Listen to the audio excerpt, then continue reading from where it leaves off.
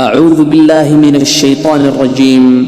بسم الله الرحمن الرحيم. إذا جاءك المنافقون قالوا نشهد إنك لرسول الله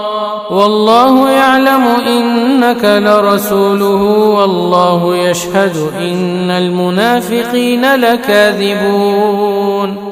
اتخذوا أيمانهم جنة فصدوا عن سبيل الله إنهم ساء ما كانوا يعملون ذلك بأنهم آمنوا ثم كفروا فطبع على قلوبهم فهم لا يفقهون وإذا رأيتهم تعجبك أجسامهم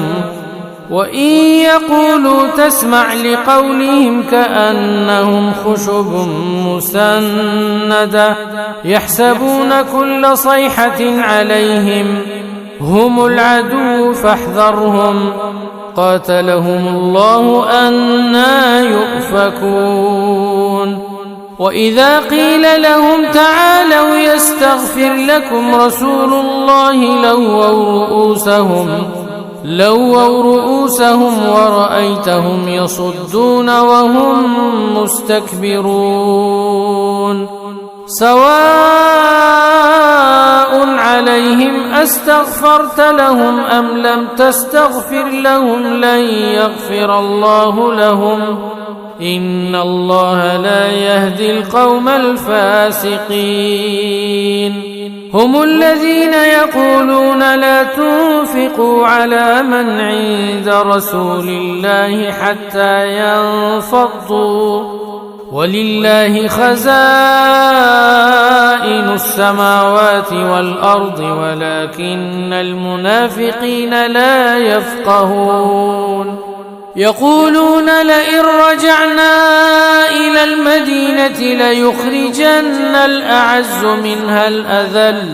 ولله العزة ولرسوله وللمؤمنين ولكن المنافقين لا يعلمون